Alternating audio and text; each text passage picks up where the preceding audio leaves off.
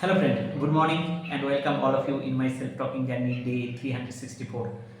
Only one day is remaining, then I complete. I will complete 1 year. এই self talking journey basically প্রতিদিন সকালবেলা ওঠার পর আমি প্রতিদিন বেসিক্যালি জগিং প্রেয়ার করার পর এই সেলফ টকিং, যেখানে আমি নিজেই আমার কমিউনিকেশন স্কিল ইমপ্রুভ করার জন্য এবং আমার তার পাশাপাশি যেটা হচ্ছে একটা ক্যাম্পেইন রান করি, যেটা বডি সোল মাইন্ড, যেটা খুব ইম্পর্টেন্ট আমাদের জীবনে। যে আমরা যে কোনোভাবেই আমরা প্রত্যেকে জানি যে হেলথ ইজ ওয়েলথ, কিন্তু আমরা যে কোনো কারণে আমরা কিছু অবহেলা করি এবং ইগনোর করি। তো সেই জিনিসটা আমরা ক্যাম্পেইন করছি। তো আমি ইন্ট্রোডিউস করাবো আমার ওয়াইফ সঙ্গীতা। তো সঙ্গীতা যে কিনা আত্রে ইংলিশ মিডিয়াম থেকে ইংলিশে MA করেছে এবং তার মধ্যে অনেক অনেক প্রতিভা, শুধু পড়াশোনার বাইরেও সে কবিতা লিখতে পারে এবং আলাদা অনেক কিছু কোয়ালিটি তার মধ্যে আছে। তো ছবি আঁকাও সে ভালোবাসে। তো সে আজকে তার সাথে আমি কিছু জিনিস, যেটা ইঞ্জিনিয়ারিংলি হয় কি হাজব্যান্ড ওয়াইফের মধ্যে একটা কোল্ড ওয়ার বা ফাইট, এটা হচ্ছে কমন ব্যাপার। এর বাইরে আউট অফ দ্য বক্স যেটা হয় সেটাই খুব আনকমন। তো আমাদের মধ্যেও সেই হাজব্যান্ড ওয়াইফের সেই সম্পর্ক, আমরা একে অপরের সাথে খুব লড়াই করি, খুব ফাইট করি, কিন্তু আবার যেভাবেই হোক আমরা সেটাকে ভুলে গিয়ে আবার একসাথে থাকার চেষ্টা করি। তো এইভাবে করে আমাদের সব কিছু চলছে। তো আমি আজকে সঙ্গীতাকে কিছু প্রশ্ন করব, যে সঙ্গীতার হয় প্রত্যেকেরই যে কিছু জীবনে হয়তো হাজব্যান্ডের তার ওয়াইফের কিছু জিনিস হয়তো ও পছন্দ হয়। তাই আমি বলবো যে আমার ওয়াইফকে যে আমার 3টে জিনিস যেটা তার খুব হয়তো ভালো লাগে, আর 3টা জিনিস যেটা তার খারাপ লাগে। তো আমার কোয়েশ্চেনটা করার অর্থ এটাই যে দুটি মানুষ যখন কাছাকাছি থাকে তখন তারা তাদেরকে কতটা জানে বা চেনে। যখন সেই কোয়েশ্চেনটা ইনস্ট্যান্টলি সে বলবে, এই কোয়েশ্চেনটা আমি তাকে আগে বলিনি, তো সে হঠাৎ করে আমি তাকে কোয়েশ্চেনটা বললাম, তো সেই জিনিসটাতে বোঝা যায় যে একে অপরকে তারা কতটা জানে। তো যাই হোক, কোয়েশ্চেনটা আমি ছুড়লাম আমার অর্ধাঙ্গিনী miss Sangita Chakraborty. It's your turn. Mrs, আচ্ছা, আমি ইংলিশে বরাবরই কাঁচা, সেই জন্যই আমি ইংলিশের MA একজনকে বিয়ে করেছি, যাতে সে আমার ইংলিশগুলোকে রেকটিফাই করে দেয়। ঠিক আছে, এবার তোমার। কি বলবো, তোমার 3টা গুণ। তোমার 3টা গুণ, তুমি হচ্ছে রেগুলার এক্সারসাইজ করো, জগিং করো, দেখে ভালো লাগে। তারপরে দ্বিতীয়টা, তুমি ডিসিপ্লিন খুব, তারপরে খুব গোছানো, শুনে ভালো লাগছে। আর 3 নাম্বার হচ্ছে আর তুমি হচ্ছে খেতে ভালোবাসো, পেটু বলতে গেলে। আর 3টা খারাপ হচ্ছে, ওটা হচ্ছে প্রথম হচ্ছে তুমি মাঝে মধ্যে যখন কিছু ভালো লাগে না তখন হট করে তুমি বকে দাও। ঠিক। তারপরে একটাই আসছে, আর একটু মনে করো, 3টে তো বলতে হবে না। সবসময় নিয়ম হচ্ছে ভালো যদি আমি দেখি, যদি কারো খারাপ দেখি তাহলে আমাকে ভালোটাও সঙ্গে সঙ্গে দেখতে হবে। মানে এটা আমাদের প্র্যাকটিস প্রত্যেকের করা উচিত। আমি যেটা বলি যে একটা মানুষের মধ্যে হয়তো কিছু কোয়ালিটি খারাপ থাকতে পারে, তাহলে মানুষটা খারাপ হয় না। আমি যেটা সবসময় নিজেকে মনে করি, মানে এটা আমি লাইফে ফলো করার চেষ্টা করি। যদিও খুব আমি তো খারাপ পাচ্ছি না, একটাই পাচ্ছি, আমার ভালো 3টা পাচ্ছি, ওটা নিয়েই থাকি। আচ্ছা, আর তুমি আগামী, আমাদের প্রত্যেকের জীবনে একটা গোল থাকা দরকার। তো তুমি তোমার জীবনে আগামী 1 মাসে কোনো একটা গোল যেটা তুমি অ্যাচিভ করতে চাও, এরকম কোনো গোল আছে তোমার? আমার ওয়েটটা বেড়ে গেছে। আমার আগে ওয়েট ছিল 65, সেখান থেকে হয়েছে 70। সেই 5 কেজিটা আবার কমাতে চাচ্ছি। তারপরে 5 কেজি কমলে তারপরে আরও 5 কেজি কমালে ওটা আমার টার্গেট হবে। আচ্ছা, আপাতত টার্গেট হচ্ছে 5 কেজি। আচ্ছা, আমরা তো প্রত্যেকেই গোল করি, আমিও অনেক গোল করেছি জীবনে, কিন্তু যেমন আমি একটা এক্সাম দেবো বলে ভেবেছিলাম, কিন্তু যাই হোক 4 মাস ধরে সেটা যে কোনো কারণে এখনো পর্যন্ত এক্সামে পাস করতে পারিনি বা সময় দিতে পারিনি, বিভিন্ন এক্সকিউজ হয়ে গেছে। তো আমাদের জীবনে এক্সকিউজটা হচ্ছে খুব কমন। তো তুমি যে গোলটা করেছো সেই গোলটাকে তুমি 5 কিলো ওয়েট তুমি কম করতে চাও, তো 5 কিলো ওয়েট কম করতে গেলে তুমি কি মনে করো যে তোমার এটা কতদিন সময় লাগতে পারে? 6 মাস তো লাগবে। আচ্ছা, 6 মাস। তাহলে এ, তার জন্য তুমি কি কি প্ল্যান করছো, যে 1 মাসের মধ্যে কি কি অ্যাচিভ করতে চাও তুমি? ওই তো সকালে উঠতে হবে 5টার দিকে, উঠে যে যোগা সেন্টারটা পেয়েছি সেখানে যে গিয়ে করলে ভালো হয়। ভারত সেবাশ্রম আমাদের কুসুমুন্দিতে আছে। আর হচ্ছে ওখান থেকে এসে নিজের দিনচর্যা যেগুলো যেগুলো কাজ আছে সেগুলো করো। বাচ্চাকে স্কুল পাঠানো, খাওয়ানো, যা যা কাজ হয় সব করা, বাড়িতে রান্না করা, ঘর ঝাড় দেওয়া, বাসন মাজা, আর যে বিভিন্ন কাজগুলো হয় ঘরোয়া কাজগুলো খুব খুব করতে হবে। খাওয়া দাওয়াটা মেনটেন করতে লাগবে, তার মধ্যে স্যালাডটা থাকবে, ফ্রুট থাকবে, আর খাওয়ার পরিমাণটা একটু অল্প থাকবে, যাতে আরেকটা হচ্ছে সন্ধ্যার মধ্যে খাওয়াটা করে নিলে ভালো হয়। তাহলে আবার তোমার হচ্ছে সে গ্যাপিংটা থাকবে, 14 ঘন্টার গ্যাপিংটা থাকবে, ওটাতে ফাস্টিং হয়। ওটাতে যদি ফ্যাটটা একটু যদি বার্ন করা যায় তাতেও যে ওয়েটটা কমবে। এই প্ল্যানিংটা করা আছে, দেখা যাক কতদূর এগোতে পারি। আচ্ছা, তো তুমি যেটা বলছো সেটা ভারত সেবাশ্রম সংঘের একটা হিন্দু মিলন মন্দির, সেখানে সকাল 5টা 45-এ যোগাটা ওরা বেসিক্যালি প্রতিদিন সকালবেলা এখন শুরু করেছে। গত 4 মাস ধরে তারা কন্টিনিউ করছে। সেটা কুসুমটি মানুষের কাছে একটা খুব ভালো জিনিস, এই যে আমাদের হেলথ সম্বন্ধে সচেতন, এবং শুধু হেলথ না, আমাদের এর সোল, আমরা কী করে আমাদের সোলকে পিউরিফাই করবো সেটা একটা জায়গা, সেটা রাস্তা, সেটা নিয়ে ভাবা। তো এটা একটা বড় জিনিস। আর আমাদের মাইন্ডের উপর নিজেদের কন্ট্রোল রাখা। তো বডি সোল মাইন্ড যেটাকে অ্যাকচুয়ালি এক সুতোয় গাথা, সেই কাজটা কিন্তু এই হিন্দু মিলন মন্দির করছে। তো এটা একটা বিশাল বড় উদ্যোগ তাদের।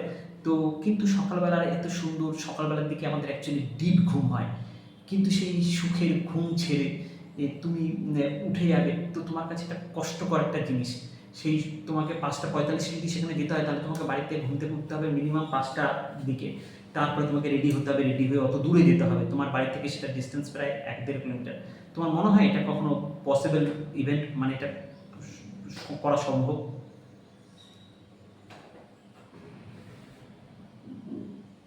মানুষ চাইলে কি না করতে পারে, ওই নাথিং ইজ ইম্পসিবল, এটা মানে আমাদের জানা কথা, কিন্তু মানুষের পসিবল ইজ ইম্পসিবল করে দেয়।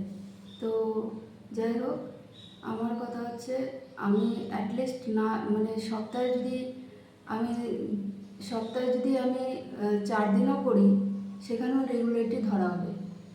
2 দিন নাও হতে পারে, সেটা কোনো কাজের কোনো ব্যাপারে হতে পারে, কাজের জন্য হলো না বা অন্য কিছুর জন্য হলো না, এরকম হতেই পারে, কিন্তু সপ্তাহে অ্যাটলিস্ট 4 দিন করার চেষ্টা করতে হবে। আচ্ছা, তো আমি যেমন একটা কথা আর বলি। সকালবেলা ঘুমটা তো খুবই দরকার হয়, আর খুবই ডিপ ঘুম হয়। যদি দেরি করে ঘুমানো হয় তো সেটা তো খুবই, মানে ঘুমটা হয় খুব, কিন্তু যদি ইচ্ছা থাকে মনে যে আমাকে যেতে হবে, তখন ওই ঘুম থাকে না, উঠে পড়তে হয় তখন। আচ্ছা, আমি একটা জীবনে একটা থিওরিতে নিজে পার্সোনালি অ্যাপ্লাই করে অনেক কিছু প্রফিট পেয়েছি, কিন্তু সবসময় আমি অ্যাপ্লাই করতে নিজের লাইফেও পারি না।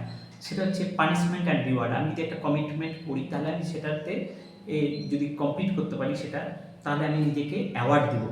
আর যদি আমি সেটা ফেলিওর হই, তাহলে আমি নিজে পানিশমেন্ট, সেলফ পানিশমেন্ট আর সেলফ অ্যাওয়ার্ড, এটা অ্যাওয়ার্ড, সেটা একটা কিটক্যাট হতে পারে, ড্যারি মিল্ক হতে পারে, যে কোনো কিছু হতে পারে। তো তুমি তোমার লাইফে মনে হয় যে এই পানিশমেন্ট অ্যান্ড রিওয়ার্ড স্ট্র্যাটেজি খুব কাজে, মানে তুমি সপ্তাহে মনে করো শুরু করলে, মনে করো সে ফর এক্সাম্পল 15 তারিখ 15 তারিখ থেকে, তো নেক্সট 15 তারিখ পর্যন্ত প্রতি সপ্তাহে মনে করো 7 দিন, 7 দিনের মধ্যে তুমি মনে করো মিনিমাম টার্গেট করলে 4 দিন আমি যেভাবে হোক যাবই, তার বেশি যাওয়ার চেষ্টা করব। যদি না যেতে পারি তাহলে আমি নিজেকে একটা পানিশমেন্ট দেবো। এইটা কি আদৌ কাজ করে না করে না, কি মনে করো তুমি? হ্যাঁ, এটা তো ব্রেনে কাজ করবে একটা, যে আমি এটা করতে পারলাম না, তো আমি একটা পানিশমেন্ট নিজে নিজে দিলাম নিজেকে।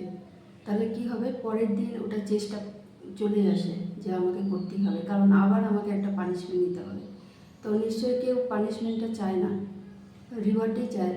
তাহলে সে নিজের থেকেই চলে যাবে, মানে যে কাজটা করতে চাচ্ছে সেটা অটোমেটিকলি করবে। Good good good. আর আর যেমন আমরা অনেক সময় রাগের বশবর্তী হয়ে অনেক সময় আমরা কি করি, আমরা যেটা কি হয় যে আমাদের যে নিজের প্রতি নিজের কন্ট্রোল অনেক সময় হারিয়ে ফেলে, অনেক সময় অনেক ভুল সিদ্ধান্ত নিয়ে ফেলি। তো এবার যদি কোনো ভুল সিদ্ধান্ত নিয়ে ফেলি, তারপরে সেইটাকে সেটাকে রেকটিফাই করার জন্য কি করা উচিত আমাদেরকে? আমরা যদি রিয়াক্ট অ্যান্ড রেসপন্ড, মানে রাগের মাথায় আমরা জানি কোনটা ঠিক, কোনটা ভুল, কোনটা করা উচিত, কোনটা করা উচিত না, আমরা জানি না এরকম কিছু আমাদের নেই। আমরা সব কিছু ভালো জানি, আমরা লোককে জ্ঞান দিতে পারি, কিন্তু সব থেকে বড় প্রবলেম হয় যখন আমাদের নিজেদের লাইফে সেটা অ্যাপ্লাই করতে যাই, তখন কিন্তু সেটা খুব ডিফিকাল্ট হয়ে যায়। আর আমরা অপরকে সব কিছু বলতে পারি যে এটা ঠিক, এটা ভুল। তো সেই জায়গায় তুমি সেই জায়গা থেকে বেরিয়ে আসার কী রাস্তা বলে মনে করো তুমি, এবং নিজের উপর কোনোদিনও জীবনে সেটা অ্যাপ্লাই করেছো, এবং অ্যাপ্লাই করলে কীভাবে সেটাতে সাকসেস পেয়েছো, সেটা নিয়ে কিছু বলতে পারবে? কি রাগ? হ্যাঁ, মানে তোমার খুব রাগ হলো, রাগের মধ্যে তো আমরা ক্ষতি করে ফেলি, মানে আমরা অনেক রিয়্যাক্ট করে ফেলি। হয়তো আমি তোমাকে একটা বাজে কথা বললাম, আহ, তার বা তুমি আমাকে একটা কিছু বললে, তার পরিপ্রেক্ষিতে আমি পাল্টা কিছু বললাম। বলে যে সাইলেন্স ইজ পাওয়ারফুল। অনেক সময় সাইলেন্স থাকলে আমরা কিন্তু অনেক বড় বিপদ থেকে কাটিয়ে উঠতে পারি, কিন্তু এটা আমরা জানি, আমাদের এটা নলেজ আছে, কিন্তু KURI, knowledge, understanding, realisation, implementation বা অ্যাকশন যেটাকে বলে। তো আমাদের নলেজ আছে, আমরা রিয়েলাইজও করি, যে আন্ডারস্ট্যান্ডিং, আমরা বুঝতে পারি যে এটা করলে কী হবে। আমরা অনেক সময় কী করি, আননেসেসারি কিছু কাজ করি, করার ফলে আমাদেরকে অনেক মাসুল দিতে হয়। এটা কিন্তু আমরা জানি যে রাগ করলে আমাদের ক্ষতি হয়, কোনো প্রফিট হয় না।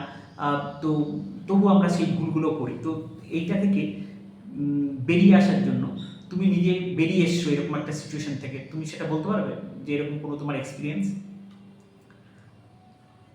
যেমন তুমি নিজে খুব সাফারার হয়েছো, নিজে একটা ভুল করেছো মনে করো, এরকম কোনো এক্সপিরিয়েন্স শেয়ার করতে চাও? ওটা কালকেই হলো। কালকে তুমি আমাকে রাগায় দিলা যে এখানে কোনো ফটো লাগানো যাবে না। তো আমি রাগের চোটে ফটোগুলো সব পুকুরে ফেলে দিলাম। তো ওটা রাগ হলো আমার। পরে ভাবলাম যে এটা করাটা ঠিক হয়নি। ওটা হয়তো আমাদের পাশের বাড়ি ওই ভাড়াটে আছে, সে বললো যে আমাকে দিলে ভালো হতো, বাড়িতে লাগিয়ে দিতাম। তো ওটা ভুল করে ওটা রেখে দিতে হতো, পরে ওকে জিজ্ঞেস করে দিয়ে দিতে হতো, কিন্তু ওটা আমি ভুল হয়ে গেছে, মানে রাগটা কন্ট্রোল করতে পারি। যাই হোক, আমার মনে হয় পৃথিবীতে সব থেকে বড় জিনিস যেটা হচ্ছে রিয়েলাইজেশন। তো তুমি রিয়েলাইজ করেছো জিনিসটা। পৃথিবীতে 100 জনের মধ্যে 80%, 80-20 প্যারেটো প্রিন্সিপাল বলে যে 100 জনের মধ্যে 80 জন মানুষ। আরেকটা বলছি, কন্ট্রোল জিনিসটা না মেয়েদের মধ্যে একটু কমই হয়। কারণ কি, মায়া মা মা পার্বতীরও ছিল না কন্ট্রোলটা, সেটা শিব তাকে শিখিয়েছিল কন্ট্রোল করাটা।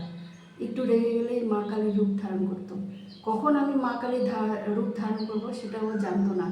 তো সেটাকে জানানোর জন্যই শিব অনেক ওকে মানে ওকে পরীক্ষা নিয়ে ওকে কন্ট্রোলটা শিখিয়েছে, যে আমি যখন তখন রেগে গেলে আমার হবে না, আমার কন্ট্রোল থাকতে হবে। আমার কখন রাগলে ভালো আর কখন রাগলে খারাপ সেটা বোঝার সে ক্ষমতাটা তখন তৈরি হয়।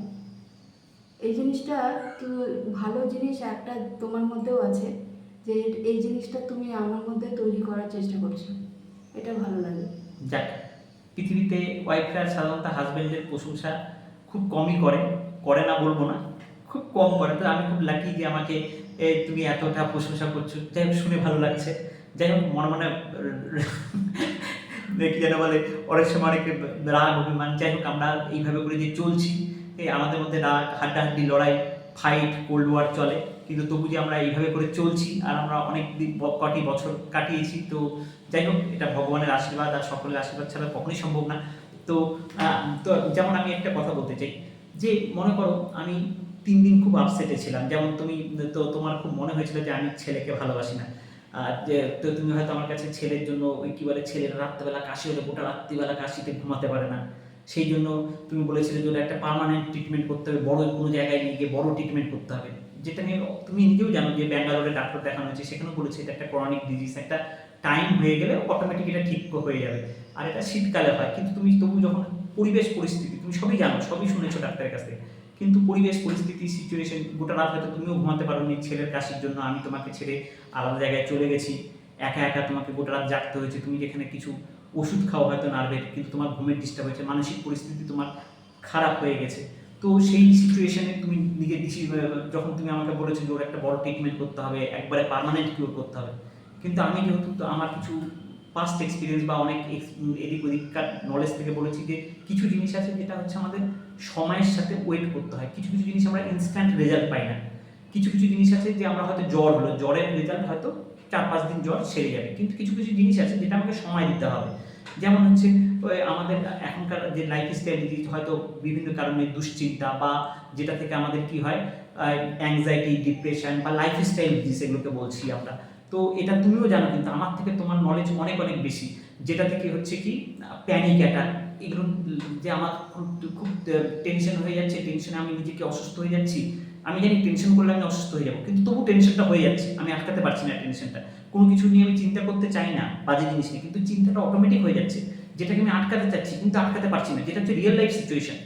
তুমি জানো যে আলাদা কারো চিন্তা হলে তাকে তুমি বলতে পারছো যে এই চিন্তাটা করা উচিত না, চিন্তা করলে আমাদের শরীরের ক্ষতি হবে, আরও আমাদের হেলথের প্রবলেম হবে, কিন্তু যখন নিজের লাইফে সেরকম একটা সিচুয়েশন আসে তখন কিন্তু সেটা আটকানো যায় না। যেমন আমি কিছুদিন আগে, তুমি যেমন বললে যে তুমি আমাকে হয়তো ছেলের অসুস্থতার জন্য তুমি হয়তো ও টাকা দাও, তো সেরকম সময় আমি একটা সোনার আমি তখন ভেবেছি ওটা দিয়ে আমি ছেলের কিওর করবো, আমার সোনা আমি বিক্রি করে হয়তো ও কিওর করবো, কিন্তু সেই সময় সোনাটা কেউ কিনতে চায়নি, হয়তো আমি সেটা রাগের মাথায় তুমি বললে যে আমি ফেলে দিচ্ছি, কিন্তু তুমি এই জিনিসটা তুমি রিয়েলাইজ করলে, তো তারপরে তুমি সেই জায়গা থেকে তুমি ভাবলে যে না, এবার আমাকে ওটাকে বাউন্স ব্যাক করতে হবে, আমি আবার সেখান থেকে ঘুরে দাঁড়াবো এবং আমি তার থেকে বেশি নিজেকে প্রোডাক্টিভ করবো, কারণ আমার মধ্যে তুমি বললে যে আমি একটা ইংলিশ মিডিয়াম স্টুডেন্ট, আমার মধ্যে কোয়ালিটি আছে, তোমার ক্লাসে যারা পড়তো প্রত্যেকে আজকে ভালো ভালো জায়গায় ডাক্তার বা বিভিন্ন ইঞ্জিনিয়ার বা নার্স, তুমি যে স্কুলে পড়েছো তোমার যে সহপাঠী তারা প্রত্যেকে আজকে ওয়েল এস্টাবলিশ, চাইলে তুমিও আজকে কিন্তু একটা যে কোনো জায়গায়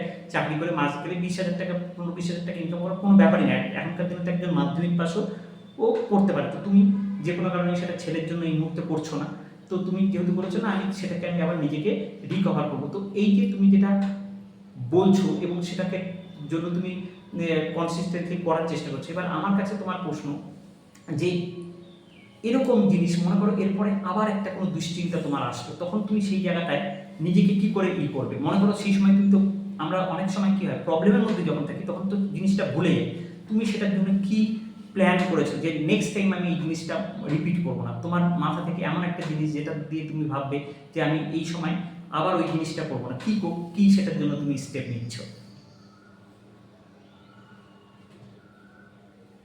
এই যোগায় যাওয়া, এটাকে কন্টিনিউ করা, যোগাটাই আসুন, মানে নিজের মাইন্ডের সংযমটা নিজের কাছে কন্ট্রোলটা নিয়ে যোগাটা করলে মাইন্ডটা কন্ট্রোলে থাকবে, আর মাইন্ড ভালো থাকলে তো শরীরটাও ভালো থাকবে, আর মন যদি খারাপ থাকে তাহলে শরীর অটোমেটিক খারাপ লাগবে,